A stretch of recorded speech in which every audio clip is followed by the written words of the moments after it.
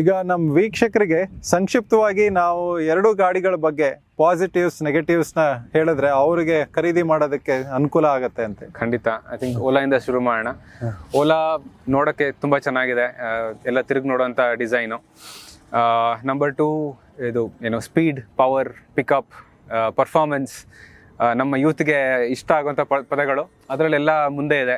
Activa ಬಗ್ಗೆ positives ಬಗ್ಗೆ ಮಾತಾಡ್ತಾ ಹೇಳಬೇಕಂದ್ರೆ ಫಸ್ಟ್ ಆಫ್ ಆಲ್ ಹಾಂಡಾ ಅನ್ನೋ ಬ್ರ್ಯಾಂಡ್ ನೇಮ್. ಹಾಂಡಾ ಅಂದರೆ ನೆಮ್ಮದಿ, ಪೀಸ್ ಆಫ್ ಮೈಂಡ್ ಅನ್ನೋದು ಜನರಲ್ಲಿ ಒಂದು ದೊಡ್ಡ ನಂಬಿಕೆ.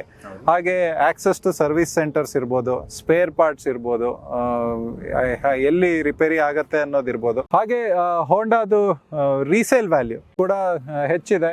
ನೀವು 5 ವರ್ಷ 8 ವರ್ಷ ಗಾಡಿನೂ ಇವತ್ತು ಮಾರ್ಕೆಟಲ್ಲಿ ತಗೊಳಕ್ ಹೋದ್ರೆ ಒಂದು ಒಳ್ಳೆ ವ್ಯಾಲ್ಯೂ ಸಿಕ್ಕತ್ತೆ. ರೈಡ್ ಅಂಡ್ ಕಂಫರ್ಟ್ ನಮ್ಮ ದೇಶಕ್ಕೆ ಹೇಳಿ ಮಾಡಿಸಿದ್ದು, ಅಂಡ್ ಯಾರು ಬೇಕಾದರೂ ಉಪಯೋಗಿಸ್ಬೋದು. ರಗ್ಗೆಡ್ ಯೂಸ್ಗೆ ನೀವು ಹಳ್ಳಿ ಕಡೆ ಏನಾದರೂ ತಗೊಂಡೋಗಿ ಸಿಟಿಲಾದರೂ ಯೂಸ್ ಮಾಡಿ, ಅಥವಾ ಹೆಚ್ಚು ಜನ ಒಂದೇ ಗಾಡಿನ ಯೂಸ್ ಮಾಡೋರಾಗಿದ್ರೆ ಮನೆಯಲ್ಲಿ ಎಲ್ಲರಿಗೂ ಈಸಿಯಾಗಿ ಅದರಲ್ಲಿ ಕಲಿಬೇಕು ಅನ್ನೋ ಥರದ್ದೇನು ಇಲ್ಲ, ತಗೊಂಡು ಸ್ಟಾರ್ಟ್ ಮಾಡ್ಕೊಂಡು ಹೋಗ್ತಿರ್ಬೋದು.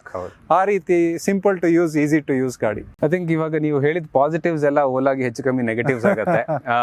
ಯಾಕಂದ್ರೆ ಒಂದು ರೈಡ್ ಕಂಫರ್ಟ್ ಹೇಳಿದೆ, ಸಸ್ಪೆನ್ಷನ್ ಅಷ್ಟೊಂದು ಸ್ವಲ್ಪ ಹಾರ್ಡ್ ಇದೆ, ಸೊ ಇಟ್ಸ್ ನಾಟ್ ಕಂಫರ್ಟಬಲ್.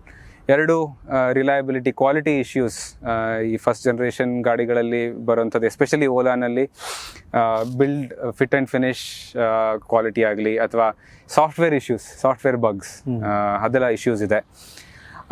ಅದಕ್ಕೆ ಸಪೋರ್ಟಿವ್ ಆಗಿರಬೇಕಾಗಂತ ಸರ್ವಿಸ್ ನೆಟ್ವರ್ಕ್ ಇನ್ನೂ ಎಸ್ಟಾಬ್ಲಿಷ್ ಆಗಿಲ್ಲ, ಸೊ ಅದು ನೆಗೆಟಿವ್.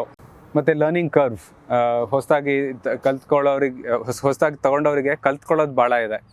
ಆಕ್ಸಿಲರೇಟರು, ಬ್ರೇಕಿಂದ ಹಿಡಿದು ಹೇಗೆ ಓಡಿಸ್ಬೇಕು, ಎಲ್ಲಿ ಯಾವಾಗ ಚಾರ್ಜ್ ಮಾಡಬೇಕು, ಎಷ್ಟು ಚಾರ್ಜ್ ಇದೆ ಇಲ್ಲವ ನೋಡಬೇಕು, ಪ್ಲ್ಯಾನ್ ಮಾಡಬೇಕು. ನೀವು ನಾಳೆ ಸ್ವಲ್ಪ ದೂರ ಹೋಗ್ತೀರಾ ಅಂದರೆ ಹಿಂದಿನ ದಿನ ಬ್ಯಾಟ್ರಿ ಚೆಕ್ ಮಾಡಿ ಚಾರ್ಜ್ ಮಾಡ್ಕೋಬೇಕು. ಸೊ ಸ್ವಲ್ಪ ಟೆಕ್ ಸ್ಯಾವಿ ಆಗಿರ್ಬೇಕು ಇದನ್ನು ಉಪಯೋಗಿಸ್ಕೋಬೇಕು ಅಂದರೆ. ಸೊ ಅದ್ರ ಜೊತೆಗೆ ರಿಲೇಟೆಡ್ ಎಲ್ಲ ನೆಗೆಟಿವ್ಸೂ ಇದರಲ್ಲಿ ಇದೆ. ಟೆಕ್ ಸ್ಯಾವಿ ಆಗಿರೋರಿಗೆ, ನಾನು 2 ವರ್ಷಕ್ಕೆ ಒಂದ್ಸರಿ ಫೋನ್ ಚೇಂಜ್ ಮಾಡ್ತೀನಿ, ನನಗೆ ಲೇಟೆಸ್ಟ್ ಆ್ಯಂಡ್ ಗ್ರೇಟೆಸ್ಟ್ ಬೇಕು ಅನ್ನೋಂಥವ್ರಿಗೆ ಒಳ್ಳೆ ಗಾಡಿ. ಎಕ್ಸ್ಪೆರಿಮೆಂಟ್ ಮಾಡೋಕ್ಕೆ ರೆಡಿ ಆಗಿರಬೇಕು. ನಾನು ಸ್ವಲ್ಪ ಪ್ರಾಬ್ಲಮ್ ಆದರೂ ಪರವಾಗಿಲ್ಲ, ನನಗೆ ಎಕ್ಸೈಟ್ಮೆಂಟ್ ಇರಬೇಕು. ಎಕ್ಸೈಟ್ಮೆಂಟ್ ಅಂದರೆ ಒಂದೊಂದು ದಿನ ಹೈ ಎಕ್ಸೈಟ್ಮೆಂಟ್ ಇರುತ್ತೆ, ಸೂಪರ್ ಆಗಿದೆ ಗಾಡಿ ಅಂತ ಎಕ್ಸೈಟ್ಮೆಂಟ್ ಇರುತ್ತೆ. ಇನ್ನೂ ಕೆಲವು ದಿನ ಯಾಕಾದರೂ ತಗೊಂಡ ಈ ಗಾಡಿ ಅನ್ನೋ ಇದು ಇರುತ್ತೆ. ಸೊ ಅದನ್ನು ಮ್ಯಾನೇಜ್ ಮಾಡ್ಕೊಂಡು ಹೋಗೋವಂಥವ್ರಿಗೆ ನನಗೆ ಪವರ್ ಬೇಕು, ಪರ್ಫಾರ್ಮೆನ್ಸ್ ಬೇಕು, ಸ್ಪೀಡ್ ಬೇಕು, ಆ ಎಲ್ಲ ಎಕ್ಸ್ಪೀರಿಯೆನ್ಸು ತಗೊಂಡು ನೆಗೆಟಿವ್ಸೂ ನಾನು ಒಪ್ಕೋತೀನಿ ಅನ್ನೋಂಥವ್ರಿಗೆ ಮಾತ್ರ ಓಲಾ ನಡೆಯುತ್ತೆ.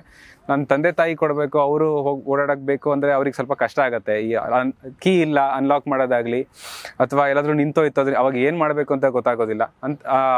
ಆ ಸಿಚುವೇಶನ್ಗಳಲ್ಲಿ ಓಲಾ ವರ್ಕ್ ಆಗೋದಿಲ್ಲ. ತುಂಬ ಕಡಿಮೆ ಓಡಿಸೋರಿಗೂ ಕಾಸ್ಟ್ ಸಬ್ಸ್ಟ್ಯಾನ್ಷಿಯೇಟ್ ಆಗೋದಿಲ್ಲ. ಯಾಕಂದರೆ ಇದು ಕಂಪೇರ್ ಮಾಡಿದ್ರೆ 45,000 ರೂಪಾಯಿ ಜಾಸ್ತಿ ಆಗುತ್ತೆ.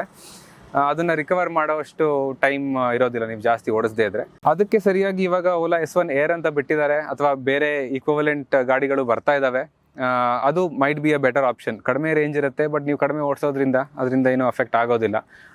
ಸೊ ಎಲೆಕ್ಟ್ರಿಕ್ ಬೇಕು ನನಗೆ, ಈ ಸೌಂಡ್ಲೆಸ್ ಡ್ರೈವಿಂಗ್ ಇಷ್ಟ ಅನ್ನೋಂಥರಿಗೆ ಬೇರೆ ಆಪ್ಷನ್ಸು ಇದ್ದಾವೆ. ಹಾಗೆ ಆಕ್ಟಿವಾ ಯಾರು ತಗೊಬೇಕು ಅಂತ ಯೋಚನೆ ಮಾಡಿದ್ರೆ ಆಲ್ರೆಡಿ 2 ಲಕ್ಷ ಜನ ಪ್ರತಿ ತಿಂಗಳು ತಗೊಳ್ತಿದ್ದಾರೆ.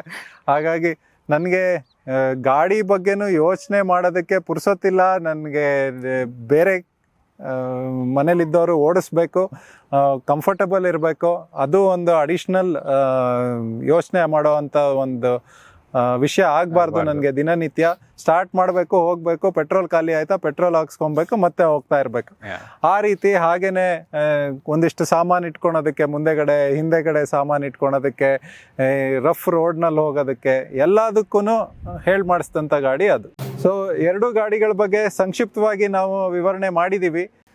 ಇನ್ನೂ ಏನಾದರೂ ನಿಮಗೆ ಪ್ರಶ್ನೆಗಳಿದ್ದಲ್ಲಿ ಕಮೆಂಟ್ ಸೆಕ್ಷನಲ್ಲಿ ಹಾಕಿ, ನಾವು ಅದನ್ನು ನಮ್ಮ ಆದಷ್ಟು ತಕ್ಕಮಟ್ಟಿಗೆ ಉತ್ತರ ಕೊಡೋದಕ್ಕೆ ಪ್ರಯತ್ನ ಪಡ್ತೀವಿ. ನಮ್ಮ ಚಾನಲ್ನಲ್ಲಿ ಇನ್ನೂ ಯಾವ ಗಾಡಿಗಳನ್ನ ರಿವ್ಯೂ ಮಾಡಿ ನಿಮ್ಮ ಮುಂದೆ ತರಬೇಕು ಅಂತ ಕಮೆಂಟ್ ಮಾಡಿ. ಹಾಗೆ ನಾವು ಮುಂದಿನ ದಿನಗಳಲ್ಲಿ ಅದನ್ನು ಸಹ ಮಾಡ್ಲಿಕ್ಕೆ ಪ್ರಯತ್ನ ಮಾಡ್ತೀವಿ.